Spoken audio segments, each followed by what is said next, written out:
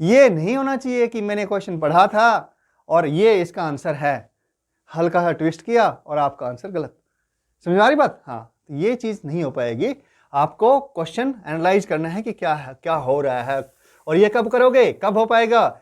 जितनी ज़्यादा प्रैक्टिस करोगे बेटा उतना ही ये चलता जाएगा, अच्छा होता जाएगा, आपको फटाफट करते जाओगे। ठीक है, कैसे हो बच्चों? तो लास्ट लेक्चर में हमने एंगुलर मोमेंटम के बारे में कुछ डिस्कस किया था कि एंगुलर मोमेंटम क्या होता है, उसका इंट्रोडक्शन, उसके साथ में ही क्या conservation of angular momentum principle है वो कैसे काम करता है, उस पर हमने कुछ एग्जांपल्स दिए थे ना। आज हम इसको कंटिन्यू करेंगे क्योंकि एग्जाम के पॉइंट ऑफ व्यू से, आपके एग्जाम के पॉइंट ऑफ व्यू से बहुत इंपॉर्टेंट टॉपिक है।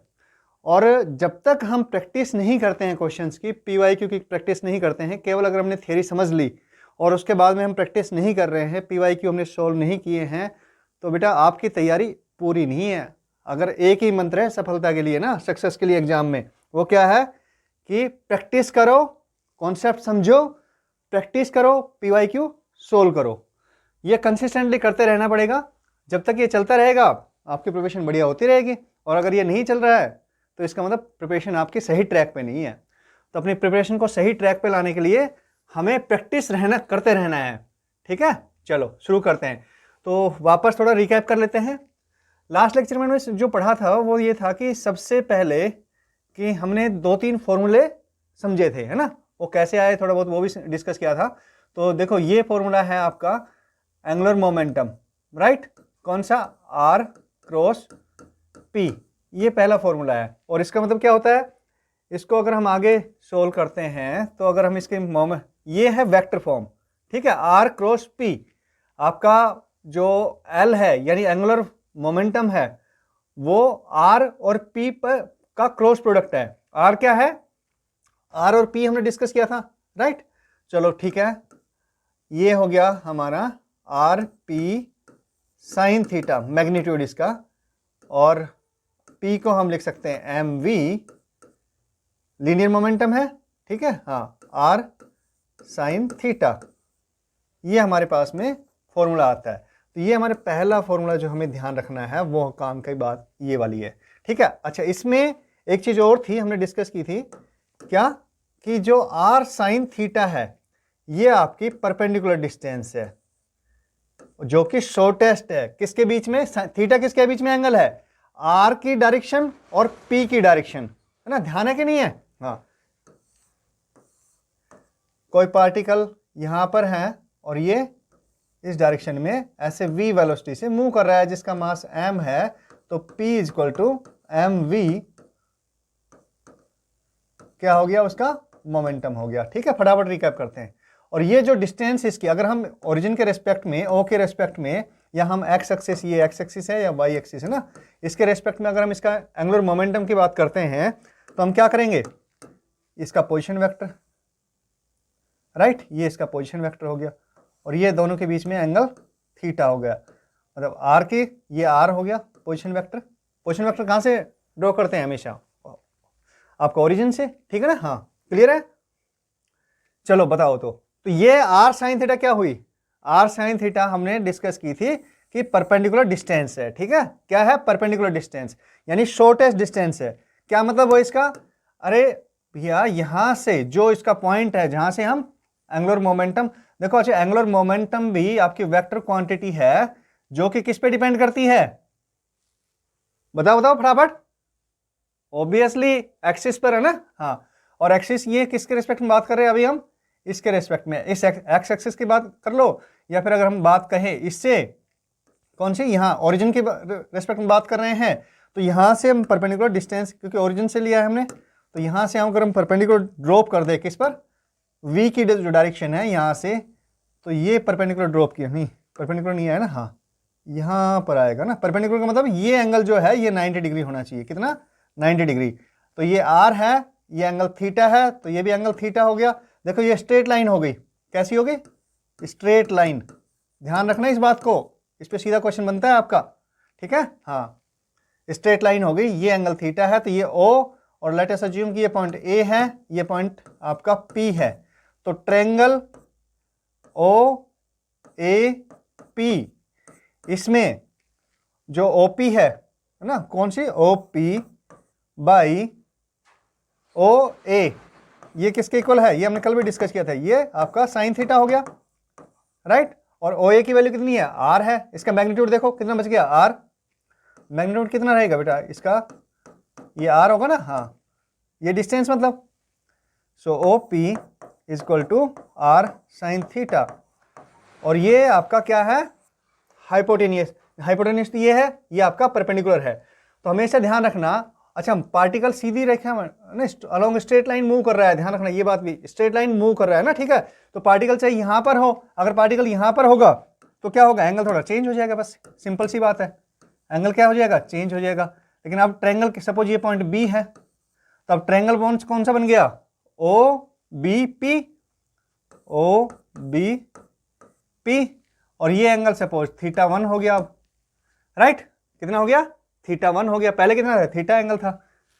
समझ में आ रहा है ना, हाँ, हल्की सी मैथ्स है, मैं तुम एक कॉन्सेप्ट समझाने की कोशिश कर रहा हूँ, ठीक है, हाँ, ज्यादा मुश्किल नहीं है कुछ भी, सिर्फ जो ट्रायंगल आपने अभी तक, मतलब यार 6th 7th वाले बच्चों की बात है, ट्रायंगल समझते हो ना, हाँ, हाइपोटेनियस क्या होता है, परपेंडिकुलर क्या होता है, बेस क्या होता है ना, एंगल कैसे वेरी करता है, वो सब चीज समझते हो ना, हाँ, 6th 7th वाले बच्चों की बात है, ज्यादा मुश्किल मैथ नहीं है। तो ये देखो OBP, ये ट्रायंगल हो गया, ठीक है। इसमें हम बात करें, ये परपेंडिकुलर है, राइट एंगल ट्रायंगल में हमें क्या चाहिए होती है, राइट एंगल ट्रायंगल में ही बात करते हैं ना, हाइपोटेनियस परपेंडिकुलर बेस की हम, हाँ, ये ध्यान रखना बिल्कुल। तो ये देखो यहाँ पे क्या होगा, ये perpendicular by hypotenuse, that means OP by OB is equal to sine θ1, right. और ये हो गया R1, क्या हो गया, R1, लेट अस अज्यूम ये R1 है। अब इसका जो पोजीशन वेक्टर है वो क्या है, नया पोजीशन वेक्टर R1 है, नया एंगल क्या है, V की डायरेक्शन, और पोजीशन वेक्टर के बीच में एंगल कितना है, अब θ1 है, पहले क्या था, थीटा था, ठीक है, समझ में आ गई बात, very good. So OP is equal to, OB क्या है, R1, बेटा इसका क्या करेंगे, मैग्नीट्यूड R है, सो ये R1 साइन θ1। अब तुम मुझे एक चीज बताओ, OP बदल गया, OP तो वही आ रहा है, किसके इक्वल है, OP R साइन थीटा के इक्वल है, ये R1 साइन θ1 के इक्वल है, यानी OP जो हमारा है ये क्या है, परपेंडिकुलर डिस्टेंस है, और ये हमारी आ रही है R1 sine θ1, that is equal to R sine theta. यानी परपेंडिकुलर डिस्टेंस जो है, पार्टिकल पहले यहां पर था, फिर यहां पहुंच गया, तो उसकी पोजीशन तो चेंज हो गई, लोकेशन तो चेंज हो गई, लेकिन उसकी परपेंडिकुलर डिस्टेंस चेंज नहीं हुई है, यानी कि दैट मीन्स ये क्या है, ये तो OP है, क्या है, OP है ना, हाँ, समझ में आ रही बात, हाँ, मैं सिंपल इतनी सी बात बता रहा हूं, अगर पार्टिकल स्ट्रेट लाइन पर चल रहा है तो थीटा बदलेगा, R बदलेगा, मतलब जो एंगल है दोनों के बीच में, R और V के बीच में, जो कि यहां पे है, देखो है ना, P का क्या मतलब है, P की जो डायरेक्शन होगी वो क्या होती है, डायरेक्शन ऑफ P, कौन सी होती है, डायरेक्शन ऑफ P क्या होती है बेटा, डायरेक्शन ऑफ V होती है, सिंपल, जिस डायरेक्शन में आपके वेलोसिटी है उसी डायरेक्शन में P होगा, मतलब V P की डायरेक्शन होगी, राइट। मतलब P की जो डायरेक्शन हो, मोमेंटम की जो डायरेक्शन होगी, भाई इधर जा रही है बॉडी, तो मोमेंटम की डायरेक्शन में रहेगा, इसी डायरेक्शन में रहेगा, सिंपल सी बात है, एनएलएम पढ़ा था ना, बिल्कुल सिंपल सी बात, बेसिक बात है।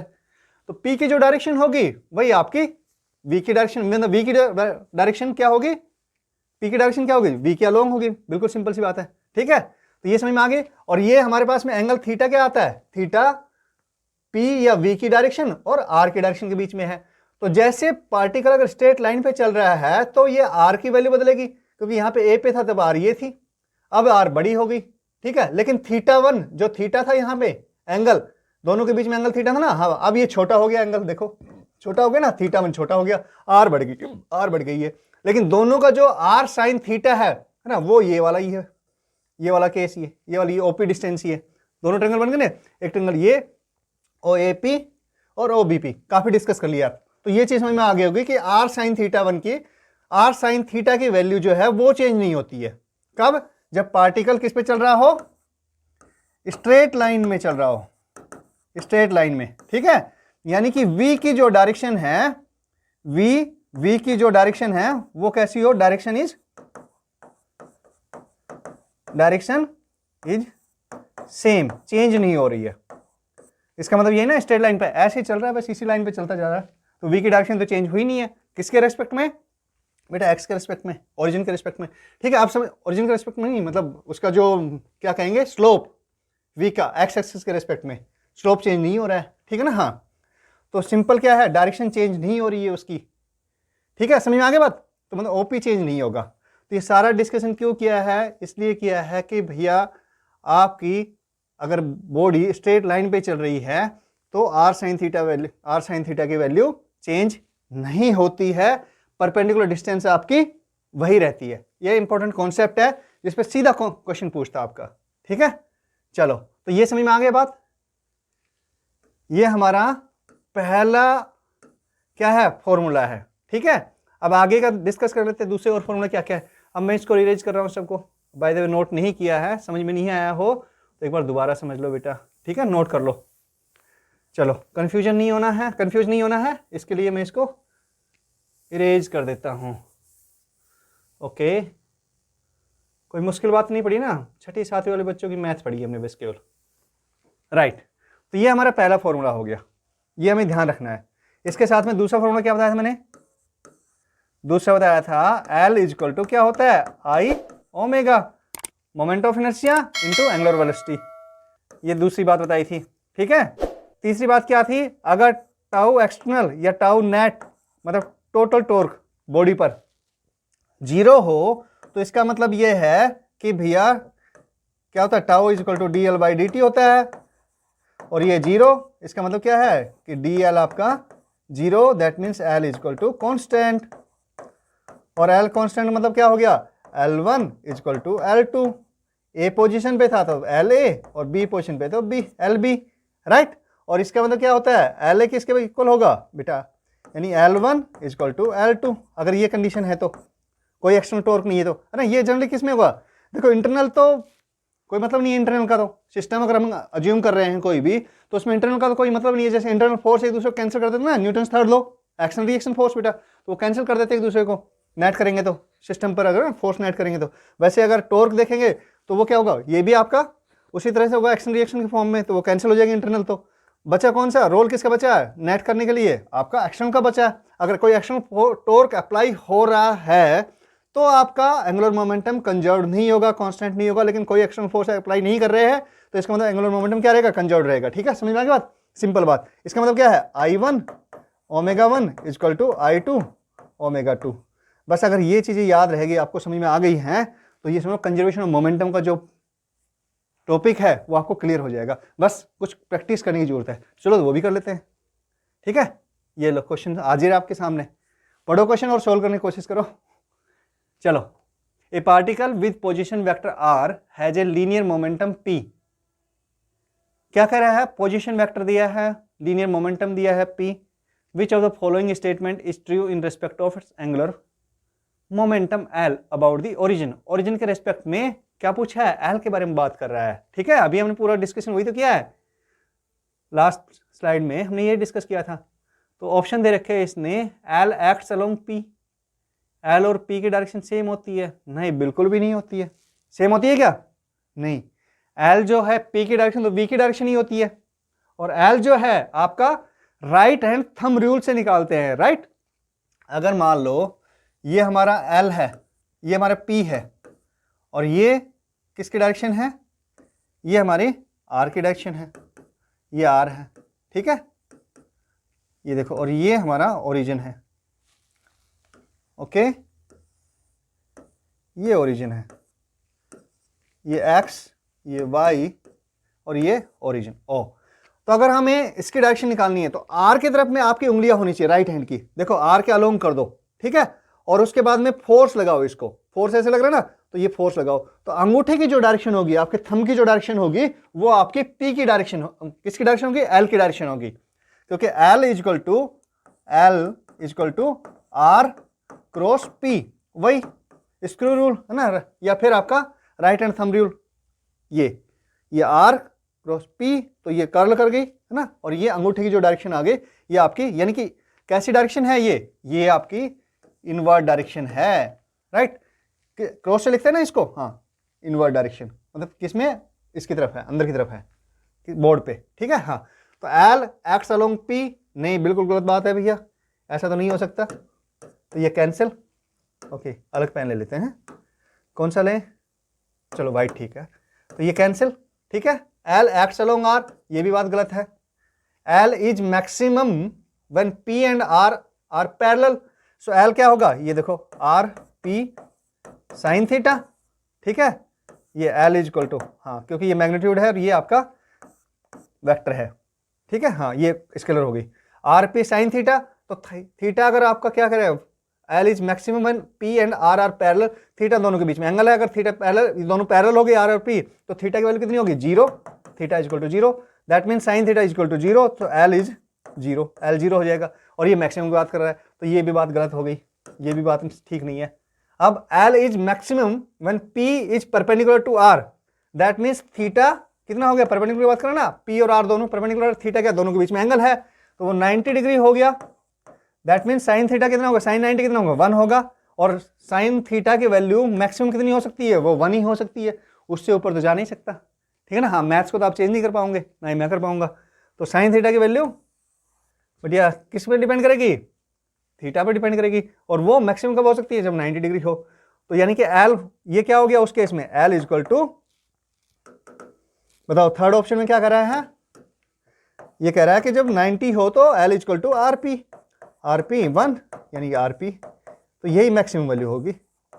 तो तीसरी जो बात है ये तो सही लग रही है बेटा, ठीक है। L is minimum when P is perpendicular to R, नहीं उल्टा बोल रहा है, ये गलत हो गया। तो answer is D, L is maximum when P is perpendicular to R. ऐसे ही आपको एनालाइज करना है, ये नहीं होना चाहिए कि मैंने क्वेश्चन पढ़ा था और ये इसका आंसर है, हल्का सा ट्विस्ट किया और आपका आंसर गलत, समझ आ रही बात। हाँ तो ये चीज नहीं हो पाएगी, आपको क्वेश्चन एनालाइज करना है कि क्या है, क्या हो रहा है, और ये कब करोगे, कब हो पाएगा, जितनी ज्यादा प्रैक्टिस करोगे बेटा उतना ही ये चलता जाएगा, अच्छा होता जाएगा, आपको फटाफट करते जाओगे, ठीक है। कॉन्सेप्ट उतने क्लियर होते जाएंगे, प्रैक्टिस का गेम है। हाँ अब ये देखो CBSE AIPMT क्वेश्चन है आगे ना, बच्चे क्या करते हैं इस तरह का क्वेश्चन देखते हैं, अरे डायग्राम भी आ गया इसमें तो ना, कुछ क्या ड्रॉ कर रखा है, कर्व ड्रॉ कर रखा है, राइट। ऐसे देखते के साथ में ही बच्चे दौड़ लगा जाते हैं, होता है कि नहीं होता, हाँ ज्यादातर बच्चे जो दौड़ लगाते हैं। लेकिन जो बच्चे प्रैक्टिस करते हैं अच्छे से, कॉन्सेप्ट को समझ लेते हैं अच्छे से, क्लियर है जिनको कॉन्सेप्ट, और प्रैक्टिस करते हैं, PYQ की प्रैक्टिस करते हैं, साथ में दूसरे अच्छे क्वेश्चंस की प्रैक्टिस करते हैं, वो बच्चे दौड़ नहीं लगाते, वो फटाफट चुटकियों में सोल्व कर देते हैं ऐसे क्वेश्चन को, ठीक है। उनको हमने अभी कॉन्सेप्ट को डिस्कस किया था क्या, कि अगर पार्टिकल स्ट्रेट लाइन पे चल रहा है, देखो क्वेश्चन में क्या कर रहा है, particle of mass m moves in XY plane with a velocity v along a straight line AB, इस AB के अलोंग चल रहा है particle, right. If the angular momentum of the particle with respect to origin is LA when it is at A पर है तो उसका angular momentum LA है। पेन को चेंज कर लेते हैं ना, नहीं तो ये कंफ्यूजन, ओके क्यों नहीं चेंज हो रहा भाई, हाँ ठीक है अब ठीक है, ओके। सो यहां पर है तो इसका LA है एंगुलर मोमेंटम, और जब B पर है तो LB है, LB है, दोनों के बीच में रिलेशन पूछा है बेटा। अरे अभी तो हमने डिस्कस किया था कि किस पे, कि इसके जो ये परपेंडिकुलर डिस्टेंस है ये आपकी क्या रहेगी, ये सेम रहेगी, क्योंकि किस पे मोशन, किस पे है मोशन, ये 90 डिग्री है ना। हाँ जब ये है तो ये θ1 हो जाएगा, ये R1 हो जाएगी, राइट। जब यहाँ पे है तो ये R2 और ये एंगल θ2, लेकिन जो R1 sine θ1 is equal to R2 sine θ2, क्यों, क्योंकि ये जो होगा, ये अगर O है, ये पॉइंट P है, तो ये होंगे दोनों OP के इक्वल, राइट। और हमारा यानी कि जो वैल्यू आएगी वो किस पे होगी, L is equal to MVR sine theta होता है, अभी डिस्कस किया था ना। हाँ तो ये तो कांस्टेंट है बेटा, क्योंकि स्ट्रेट लाइन पे है, क्या है, कांस्टेंट है।